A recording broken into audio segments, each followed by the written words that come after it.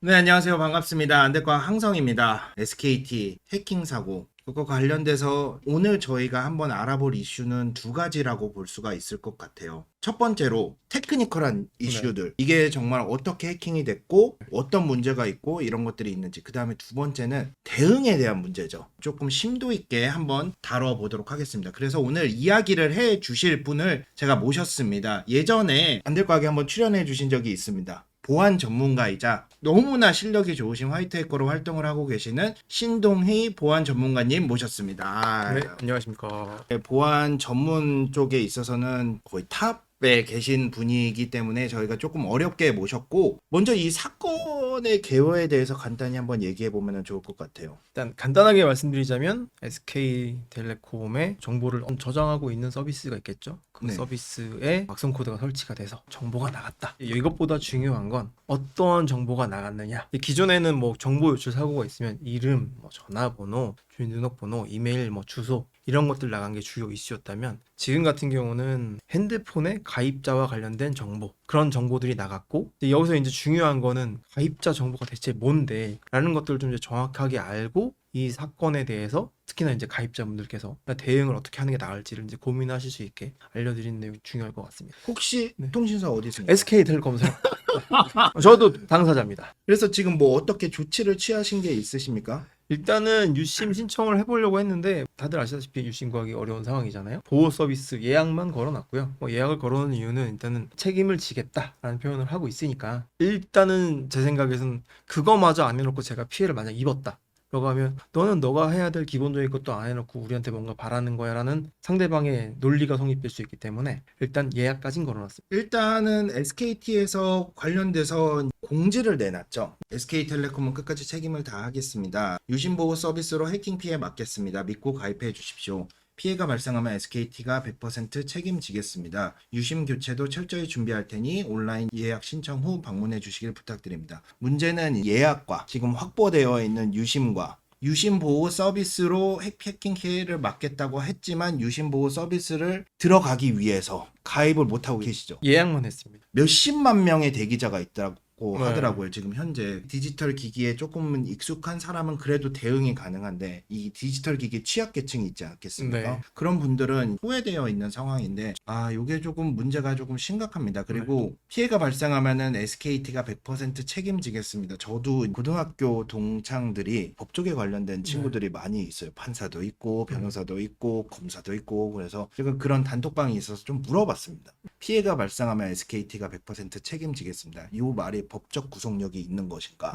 책임이라는 말은 책임은 질 테니 일반적으로 피해자들이 증명을 해야 되는 상황으로 지금 현재는 보여져요. 그리고 의심 사례도 뭐 부산에서 한번 발생을 했다라는 네. 얘기 들으셨죠? 그 경우 같은 경우에는 이것과 직접적인 관련이 있는 게 아니라 스미싱에 당했다. 네네. 그렇게 얘기를 하는 상황이기 때문에 이게 조금 문제가 있을 그렇죠. 수도 있다. 사건 개요에 대해서 한번 얘기를 해봐야 될 것 같습니다. 4월 18일 날 발생을 했다고 하더라고요. 4월 18일 날 이제 인지를 해서 확인을 하고 이제 이런 절차를 거친 것 같은데 외부에서 봤을 때는 기존의 사고와 크게 다르진 않아요. 어쨌든 악성 코드가 외부에서 들어와서 내부에 설치되었다. 네. 이거는 어느 침해 사고나 대부분 다 있을 수 있는 사고예요. 근데 문제의 본질은 여기서 이제 두 가지가 나와요. 첫 번째는 폐쇄망이라고 얘기하고 있잖아요. 네. 그럼 폐쇄망으로 악성 코드가 외부에서 들어와서 넘어가야 되잖아요. 그 넘어가는 건 어떻게 됐을지가 상당히 이슈인 거예요. 그리고 또 하나 문제가 뭐가 있냐면 기존의 사고하고 다른 건 나간 정보의 파급력이 다르다는 거예요. 그렇죠. 활용처가 다르다는 거죠. 이 활용처가 다르다는 건 이거 자체만으로도 문제고 네. 이 자체가 다른 거하고 연관돼서 문제가 발생할 수도 있다. 발생한다라고 확정적으로 말씀 못 드리는 이유가 뭐냐면 정확하게 정보가 공개된 게 없어요. 어느 정보가 얼마큼 나가는지라고 전혀 안 나와 있고요. 정확하게는 그냥 IMEI는 안 나갔습니다 라고만 얘기하고 있어요. 나 지금 핸드폰 처음 샀다. 그리고 통신사에 지금 처음 가입하는 중이다. 이 상황이라고 생각하세요. 그럼 유심도 되고 핸드폰도 새 거예요. 꽂고 개통이 돼서 전화도 되고 데이터도 되는 상황으로 나가야 되겠죠. 네네네. 그 상황이 뭐냐면 그 유심에 있는 정보하고 핸드폰에 있는 정보를 가지고 그 통신사에 인증받는 건데 인증받을 때 사용하는 정보가 있거든요. 네. 굉장히 중요하잖아요. 네. 왜냐면 이게 있으면 인증받을 수 있어. 그렇죠. 그럼 이때 중요한 게 뭐냐, 유심 안에 많은 정보들이 있는데 그 중에 IMSI라는 정보가 들어가 있어요. 그러면 IMSI를 가지고 통신사에다가 네. 보내요. 네. 그럼 통신사가 IMSI 가지고 상호간에 인증을 해요. 이렇게 인증이 되면 그때 개통이 완료되는 거예요. 그때 활용한 정보가 뭐냐면 IMSI. 이게 표준에 나와 있는 내용이에요. 그리고 그 안에 부가적으로 굉장히 많은 내용이 붙는데 근데 단순하게 말하면 너 맞니? 나 맞아. 상호 인증하는 거예요. 그때 중요하게 사용하는 정보 중 하나가 IMSI예요. 근데 IMSI가 나갔냐 안 나갔냐? 지금 언론 보도상에 나오는 건 IMEI가 나갔냐 안 나갔냐를 얘기하고 있어요. 구별을 해야 돼요. IMSI는 그 중간에 S라고 하는 게 가입자라는 뜻의 단어예요. 가입자를 구별하는 번호. IMEI는 이큐먼트에서 기기를 증명하는 번호예요. 기기의 식별자예요. IMSI는 나를 증명하는 거잖아요. 네. 통신사 가보셨잖아요. 네. 대리점 가보시면 신분증 내라고 하죠. 네. 신분증 내고 UC만에 있는 IMSI하고 내 신분증하고 이렇게 매칭을 시켜놔요. 아. 그러면 내 신분증하고 이걸 매칭시켜놨으니 요 IMSI 쓰는 사람은 이 사람이구나 라고 매칭이 되는 거예요. 자, 그럼 여기까지 되면 이제 개통을 다 하고 이제 정리가 된 상황인 거예요. 네. 이렇게 해서 잘 쓰면 그만인데 그렇죠. 문제가 뭐냐면 자 이제 기계를 새로 하나 더 샀어요. 유심은 그대로 있고 네. 지금 다 자급제하면 유심을 뽑아서 그렇죠. 그러면 이걸 딱 뽑아서 넣으면 다시 그거를 또 보내요. 너 맞니? 나 맞아. 이런 식으로 인증한단 말이에요. 그러면 요거 상황이 어떻게 되냐면 네. 핸드폰이 새로 등장했고 유심이 하나 저기 다른 데 있던 게 와서 들어갔단 말이에요. 그 요 유심 안에 들어있는 정보가 IMSI라면서요. IMSI 나갔는지 안 나갔는지 모르잖아요. 만약 나갔다고 가정을 해보죠. 그럼 그거를 유심에다 밀어넣어요. 물론 밀어넣을 때 또 여러 가지 장치가 있어서 쉽지 않아요. 여러 가지 장벽들이 많이 있는데 그냥 된다고 가정해보자. 넣었어요. 맞아 되겠죠. 그리고 네. 개통되겠죠. 누군가가 훔쳐간 IMSI를 유심에 밀어넣고 기계에 넣었으면 개통되겠네요. 개통되죠. 그러면 이제 문제가 발생하죠. 왜냐하면 핸드폰 2대가 됐잖아요. 문제가 발생하는 거예요. 요런 상황이 흔히 말해서 휴대폰 복제, 유심 복제, 심 스와핑 등등등 표현하는 내용의 결과물이에요. 근데 이 상황이 실제 일어날 수 있느냐? 네. 그리고 이 상황이 진짜 문제가 될 거냐? 문제를 대부분 안 일으킬 확률이 훨씬 높아요. 그래서 실제 현재 상태로 보면 알려진 정보가 정확하지 않은 상태. 그리고 중간에 다른 서비스들이 많이 존재한 상태에서 그렇게까지 크리티컬하게 우리 위험해 라고 할 필요는 사실은 없어요. 근데 이게 그런 상황이 일어날 확률이 있느냐라고 물으면 있는 건 사실이에요. 요것만 놓고 보면 있지만 주변의 다른 시스템들이 이걸 막아주고는 있는 상태예요. 그러니까 유심을 바꾸는 거 말고 유심 보호 서비스를 하세요 이런 얘기를 하고 있는 거예요. 보수적으로 확인을 했을 때 유출이 됐어요. 그러면은 어떤 일들이 벌어질 수가 있는 거죠? 가장 크리티컬한 게 복제고 사실 복제가 거의 전부예요. 저 유심 복제에 쓸 수 있는 정보 4종이라고 되어 있는 게 나가는 순간 유심 복제가 됐다. 그리고 유심 복제 성공적으로 했고 만약에 다른 핸드폰에 그 유심이 안착됐다 라고 하면 본인 인증을 다른 사람이 할 수 있는 거잖아요. 그러니까 이거는 우리나라에서 아주 크리티컬한 상황이 벌어지는 거라서 우리나라가 가장 좋은 게 2가지가 있어요. 첫 번째 금융신용제, 두 번째가 핸드폰 가입할 때 대포폰이라는 물론 홀이 있긴 하지만 휴대폰 가입 시 완벽한 신원확인. 그래서 이거 가지고 휴대폰에 본인 인증을 하는 거예요. 그렇죠. 근데 지금 그 하나가 무너질 수 있는 상황이 된 거죠. 유심도 금융거래에서 내가 이상한 데서 쓰면 그렇게 전화가 오는 것처럼 그러니까 통신사 서비스 그런 게 있어요. 너는 IMEI 뭐였고 IMSI 뭐였고 기존에 너는 주로 어디서 통신을 했고 이런 내용들이 쌓여 있잖아요. 그렇죠. 다 차치하고 IMEI, IMSI 전화번호 있을 거잖아요. 네. 이 3개 가지고 잘 이렇게 보고 있어요. 근데 갑자기 지금 이 난리가 난 통에 기존에 쓰던 EI 다른 데서 IMSI가 들어왔어요. 그러면 어떻게 되냐면 통신사 쪽에서 그 FDS가 딱 잡아요. 그리고 지금은 혈안이 돼서 보고 있겠죠. 시도하는 사람이 범인일 거잖아요. 그렇죠. 범인을 잡으려고 네. 혈안이 돼서 보고 있을 거예요. 네. 더군다나 대응이 이렇다고 난리인데 네. 잡아내면 대박이거든요. SK텔레콤 입장에서. 지금 이 상황에서 또 공격자라면 공격 안 하죠 사실은. 어쨌든 보고 있단 말이에요. 현재 상태로 보자면 이거를 공격을 실제로 시도한다 하더라도 대부분 다 막힐 확률이 높죠. 그리고 아까 말씀드린 것처럼 FDS라는 이 시스템도 있지만 유심안에 사실은 기술적으로 해결될 문제들이 더 많이 있어요. 암호화 문제도 있고요. 키를 얻어야 되는 문제도 있고 이 정보가 나갔다는 사실만으로 기술적으로 문제가 될 수 있는 건 맞지만 유심에 해당되는 복제에 쓸 수 있는 정보 이외에 다른 넘어야 될 장벽들이 훨씬 더 많이 있는 거예요. 쓴다 하더라도 걸리고 사실은 힘들어요. 현재 시점에서 복제를 해서 본인 인증 체계가 무너지고 사실은 이거 굉장히 어려운 일이에요. 거의 안 돼요. 지금 대응이 너무 마음에 안 들고 불안하시는 건 충분히 이해해요. 네. 근데 그 불안감은 좀 잠재우셔도 되고 저 대응이 문제가 있다는 사실을 인지하시고 어떻게 하면 좋겠다라는 생각을 하시는 게 훨씬 더 맞아요. 기술적인 면에서만 봤을 때 그렇게 뚫어서 정말 해서 돈을 빼가는 것 자체는 쉽지는 않다. 거의 어려워요. 일단은 본인 인증 받기 위해서 통신사에 FDS가 돌죠. 그리고 은행도 FDS가 따로 있거든요. 그리고 지금도 생각해 보시면 금융권에서 SK텔레콤 사용자에 대해서 보고 있겠죠. 그 자신들도 브랜드 가치를 지금 높일 수 있는 기회거든요. 그러면 거기서 뭔가 이상한 짓을 한다? 당연히 다 막히죠. 그러니까 지금으로서는 뭐 나에게 경제적인 타격을 크게 입히거나 다른 뭔가의 피해를 입히는 건 사실상 힘들어요. 이번 SK텔레콤 침해 사고로 전화번호와 가입자 식별기 등 유심복제에 악용될 수 있는 정보들이 유출된 것으로 확인됐다라고 네, 나오거든요. 맞아요. 네. 4월 29일 뉴스예요. 뭔가를 보수적으로 얘기를 해야 되는 거잖아요. 네. 안전을 위해서는 최악의 상황으로 밀어 넣어놓고 어떤 일이 발생을 했는지 그다음에 어떻게 대처를 해야 되는 건지에 대해서 조금 얘기를 먼저 해보고 네. 그게 이제 어느 정도의 위험성이 되고 있는지를 네. 조금 얘기를 해보면 좋을 것 같아요. 가입자 식별키를 비롯한 유심에 필요한 정보들이 폐쇄망 안에 있다고 그랬거든요. 일단은 이 상황이 웃기다고 생각되는 부분이 뭐냐면 HSS라는 서버가 굉장히 많이 얘기가 나왔잖아요. 가입자 정보를 담고 있는 서버라고 해서 여기서 정보를 가져갔다고 있잖아요. 근데 여기서 정보를 가져가는데 이게 폐쇄망이 있대요. 그러면 외부에 있는 사용자가 이 서버가 저기 있어 라는 걸 알고 한 번에 쭉 들어가서 이거 딱 털고 나갔냐, 이럴 확률이 얼마나 되겠냐는, 그럴 확률이 별로 없어요. 어떻게 되냐, 외부 공격자는 여기에 얘 서버가 있다라는 사실은 알 수 있어요. 얘는 IP가 몇 번이에요? 라는 걸 알아내려면 들어가야 알죠. 그러니까 어떻게 하냐면 내가 얘를 털고 싶다는 목적이 있던 없던 어쨌든 뭔가 SK텔레콤의 어느 망엔가 일단 가요. 그리고 타고 해서 여기까지 도달하는 거예요. 대부분 이런 방식으로 공격을 시행하거든요. 저희가 지금 보고 있는 현상은 마지막 결과만 보고 있잖아요. 네. 중간에 아무것도 안 가져갔을까요? 안 가져갔다고 담보할 수도 없고 가져갔다고 담보할 수도 없어요. 이거는 분석을 아주 오랜 기간 해야 되는 거예요. 네. 사실 현재 상태에서 SK텔레콤 입장에서 당연히 힘들겠지만 사실은 정확하게 마지막 결론에 있는 것도 못 알려주고 있는 건 문제이긴 해요. 근데 중간에 있는 것들도 분명히 털려서 나갔을 거예요. 그리고 그걸 다 지우고 나가서 모를 수도 있고, 실제로 다른 가입자 정보 뭐 IMSI, IMEI,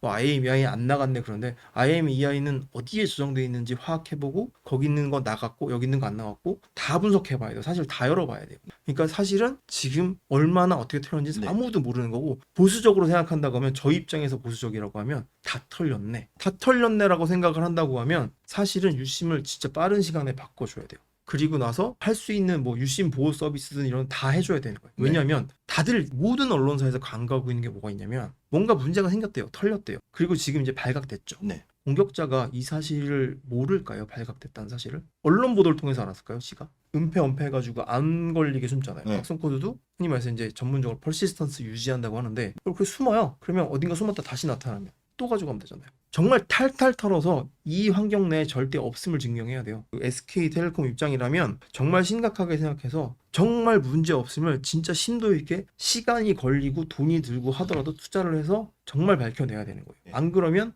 나중에 숨었다 다시 나타나면, 사실 그런 경우 많거든요. 숨었다가 다시 나타나면 유심 바꾸면 뭐예요? 또 갖고 간 그만이잖아요. 지금 기존의 정보들은 뭐 바꾸고 뭐하고 하면 되지만 이거는 전 국민이 굉장히 혼란을 겪어야 하고 본인 인증이라는 가장 크리티컬한 인증 체계에 최상단에 있는 통신사 서비스잖아요. 네. 이거를 클린하게 안 해주면 불안을 안고 그냥 살아야 돼요, 사실. 더군다나 좀 더 이렇게 세게 말할 수밖에 없는 이유가 뭐냐면 사실은 이렇게까지 왔을 때 중간에 분명 징후도 있었을 거예요. 근데 그걸 놓치고 나서 지금 결론이 이렇게 왔잖아요. 그리고 지금의 솔직히 말씀드리면 대응이 사실 다 마음에 안 드시잖아요. 저도 마음에 안 들거든요. 네. 저도 엊그제 문자 받았어요. 화나더라고요, 사실은. 초반에는 놀랍게도 탈탈 털린 상황이었는데 뉴스가 안 나왔어요, 많이. 그러니까 이게 SK텔레콤 입장에서는 본인들이 정말 열심히 해서 없음을 증명하면 그걸 믿어줄 수 있는 상황으로 지금까지 대처를 끌고 왔어야 되는데 지금 그걸 못 믿게 만들고 있잖아요. 어떻게 대응을 했었어야 될까요? 최종 결론이 HS 서버에 있는 게 나갔다고 했잖아요. 네. HS 서버는 뭐냐면 핸드폰 처음 사서 네. 유심 처음 사서 딱 개통하잖아요. 얘가 뭘 해주냐면 크게 두 가지 해줘요. 첫 번째는 유심이랑 핸드폰 처음 왔잖아요.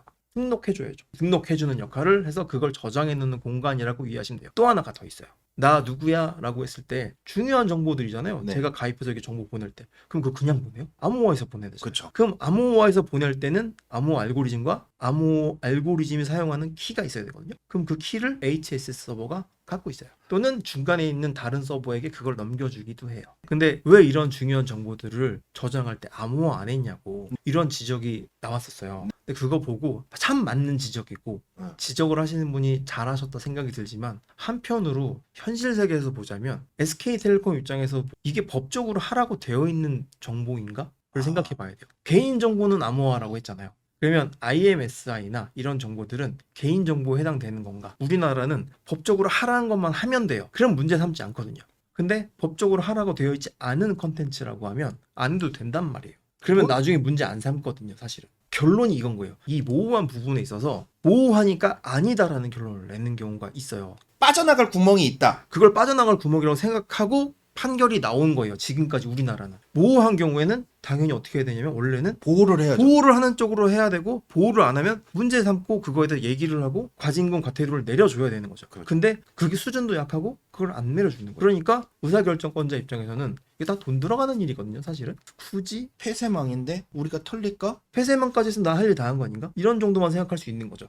근데 그게 이상한 게 아니라 당연한 거란 말이에요. 회사를 운영하는 사람 입장에서는. 근데 지금 그런 선택을 할 수 있게 길을 다 열어줘 버린 거예요. 법에서 그렇게 열어준 거랑 다름없어요. 개인정보라고 판단이 되는 거, 그 부분에 해당되는 것이라고 하면 연결되는 거면 해. 안 하면 우리가 나중에 판결했을 때 이게 문제가 되는 쪽이라고 하면 무조건 문제 삼을 거야 라는 인식이 심어지는 분위기로 가야 되는데 그게 아닌 쪽으로 지금 가 있어요. 그러니까 문제가 되는 거예요. 그러니까 당연히 암호 안 했고 보안 조치를 안 해놓은 거예요. 그리고 운영상에도 분명 그런 얘기 나올 거예요. 이제 보안부서하고 서비스부서하고 싸우는 문제 중에 하나가 암호화 해놓잖아요. 그럼 쓸 때 어떻게 해요? 풀어야 풀어서 되죠. 써야죠. 느려지겠죠. 아. 물론 그게 뭐 1시간 걸리고 그런 얘기는 아니에요. 근데 시간적 소모, 그다음에 또 장비 도입해야 되고 이런 다 돈 들어가는 얘기. 그러니까 안 하는 거죠. 그래서 일단은 현재 문제가 된 거는 HSS 서버에 문제가 생긴 거를 확인을 했다는 거예요. 확인했다는 거죠. 그것만 문제일지는 또 봐야 돼요. 이 모든 불안감을 없애주려면 사실은 SK텔레콤이 처음부터 깔끔하게 대응해줬으면 좋은데 어떻게 했으면 깔끔하게 대응했을까요? 사실은 처음에 문제가 다 발생했잖아요. 네. 그러면 문제가 발생하자마자 그냥 바로 공지와 문자를 바로 보내고 신고하는 거예요. 사고가 발생했고 우린 현재 빠르게 대응 중이다. 그리고 현재 이 상황에 대해서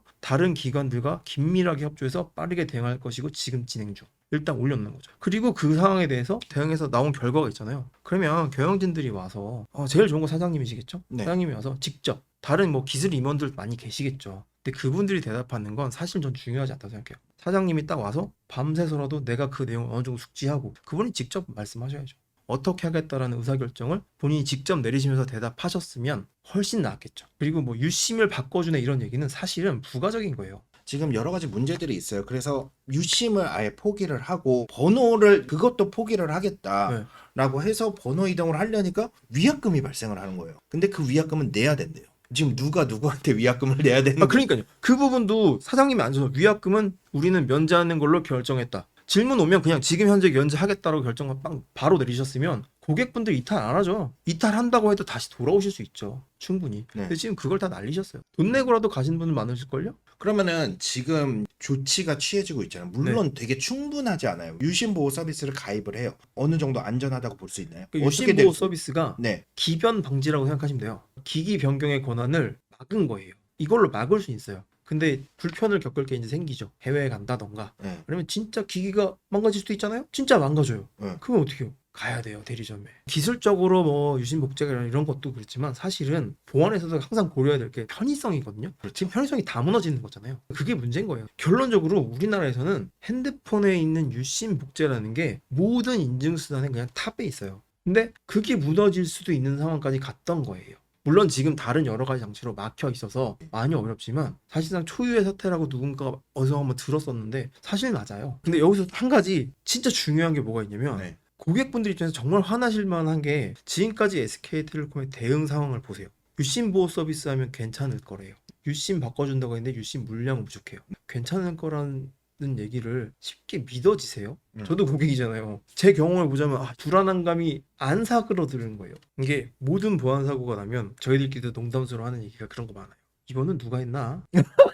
사실은 양쪽 입장이 다 눈에 보이긴 해요. 왜냐하면 사고가 났잖아요. 네. 그리고 사고의 대상이 또 크리티컬 하잖아요. 그러니까 조심스러우신 건 맞을 거예요. 그리고 또 이런 것들이 나중에 다음 사고를 예방하는 데 중요한 정보가 될 수도 있어서 그렇죠. 공개해서 또 예민하게 반응할 수 있다는 건 알아요. 근데 일반 고객분들 입장에서 충분히 이해할 수 있게 그리고 그들의 불안감을 낮출 수 있게 충분히 설명하기 위한 노력을 할 수 있어요. 근데 그게 너무 부족해요. 좀 더 생각을 해보고 좀 잘 대응했으면 이렇게까지는 안 했을 텐데 안타까운 부분도 있고 유심 보호 서비스라고 하는 거 가입하라고 하잖아요. 일괄적으로 다 가입시켜주면 되잖아요, 본인들이. 그렇죠. 내가 누르게 만들었잖아요. 다 막아놓고 하면 되거든요. 근데 이게 본인들이 분명 서비스 운영에 분명 어느 정도 지장이 있을 거예요. 불편함이 있을 거라고 생각하는데 그렇게 불편함이 있다 하더라도 지금 사태에서는 정말 회사를 위한 사람이라면 그걸 했어야 돼요. 이게 유심 보호 서비스를 한다고 쳐요. 그러면 지금 이 사건에 대해서 대응하기 위한 좋은 수단이라고 생각하면 맞아요. 맞는데 이걸로 해서 보안적에서는 가용성에 문제가 생기는 거거든요. 보안의 3요소가 CIA라고 해서 가용성이거든요. 네. 가용성에 문제가 생겨요. 보안을 강화하면 보나마나 가용성은 떨어지거든요. 그럼 가용성을 다시 높여줘야 되잖아요. 네. 그럼 그때부터는 다시 일을 하는 거예요. 국내에 있는 사용자들은 이거 유심 보호 서비스 하면 괜찮네. 해외는 문제가 되네. 알겠죠. 현재 SK텔레콤 고객 정체 중에 해외에 있는 분들을 그분들이 골라내는 걸 할 수 있을까요, 없을까요? 있을 거잖아요. 그럼 골라내서 그분들에게 좀 더 다른 안내를 해주고 그런 노력을 계속해서 해야 될 거 아니에요. 사람이 많겠죠. 돈 드는 일이겠죠. 근데 지금 이렇게까지 문매 맞으면서 할 일은 아니라는 거죠. 그렇게 해서 더 해주고 거기에서 이심 가입자도 있을 수 있겠죠. 파악하겠죠. 또 보내주고 계속해서 안내해주고 전화하고 그렇게 여론조사 전화 오는 것처럼 전화하면 되잖아요. 그런 것들을 하면 되거든요. 근데 전혀 없죠. 그냥 너가 해. 적극적 대응이라는 게 안내해주고 공지사항에 올려놓고 하세요가 아니라 일단 저희가 선제적으로 이렇게 해놨습니다. 이런 불편함이 있을 수 있거든요. 그런 분들께 이런 메시지를 지금 보냈고 이분들 중에 또 있으면 또 이렇게 보냈고 거기에 가이드 해놨습니다. 혹시나 불편하면 전화 주세요. 저희가 바로 대응해 드릴게요. 이런 내용들을 다 적어서 뭔가 해줬냐고요. 아니면 세분화해서 여기는 이렇게 여기는 이렇게 해줬냐고. 그게 아니잖아요. 유심보호 가입 프로그램을 저 개인적으로 제일 당황했던 건 뭐냐, 이걸 유튜브에 올렸더라고요. 저는 이거를 영상을 문자로 보낼 수 있었다고 생각해요. 근데 그거를 그냥 유튜브 채널에만 올려놨더라고요. 오늘 신동희 보안 전문가님 모시고 네. 얘기를 나누고 싶었던 부분은 뭐 테크니컬한 부분이고 뭐 이런 것보다는 사실 이 대응 부분이었거든요. 네네. 왜냐하면은 실제로 일어날 수 있는 일들을 모두 얘기를 해주고 그다음에 그렇게 우리가 우려하는 일이 실제로 일어날 확률이 얼마인지를 아는 게 네. 가장 중요한 거거든요. 이거는 사실이에요. 사실을 정확하게 알고 거기에 대응을 하는 게 가장 중요한 거거든요. 지금 빼내간 정보를 보수적으로 봤을 때 내 유심을 복제할 수 있는 확률은 100% 있고 네, 있어요. 이거를 사용해서 만약에 지금 시도를 해서 내 돈이 당장 빠져나갈 수 있냐라고 봤을 때 그 확률은 거의 없다가 사실입니다. 사실인데 그럼에도 불구하고 그게 나일 수 있어요. 그렇기에 지금 고객들은 심카드를 바꿔야 되는 게 맞아요. 지금 여러분들 아시겠지만 SKT월드에 가서 유심 신청을 하면은 간 사람이 먼저예요. 왜냐면은 대리점 입장에서는 온 사람을 온라인 예약을 하셨어요? 아니에요. 가세요라고 할 수 하고. 없죠. 그러니까 이게 지금 혼돈이에요. 빨리 파악을 해서 해야 되는 거는 해야 된다고 생각을 합니다. 열심히 대응하셔야 돼요, 사실은. 진짜로 일어날 수 있는 현실성에 대해서 오늘 조금 알아본 거라고 이야기를 해주시면 좋을 것 같습니다. 너무 테크니컬한 부분은 솔직히 말해서 의미가 없어요, 지금. 왜냐면은 정보가 다 공개된 것도 아니고 그게 맞다 아니다라고 확정할 수가 없어요. 마지막으로 한마디 해주시면 좋을 것 같아요. 많이 말씀드린 내용인데 기술적으로 봤을 때 사실은 너무 우려하시지 않아도 되는, 그러니까 다만 차분하게 기다리시면서 유심 보호 서비스하고 유심을 교체하시는 이 행동들을 해주시면 좋을 것 같습니다. 물론 지금 현재 SKT의 대처가 네. 썩 마음에 안 드시기 때문에 많은 네. 분들이 화나 있는 거는 아는데 이제 신뢰를 회복하기 위해서 정보를 투명하게 공개를 하고 네. 그다음에 어떤 노력을 하고 있고 네. 어떻게 할 것이다라는 계획이 조금 명확하게라도 조금 나왔으면 좋겠습니다. 오늘 저희는 여기서 마치도록 하고요. 지금까지 안될과학의 항성 저 신동이었습니다. 감사합니다. 감사합니다. 네.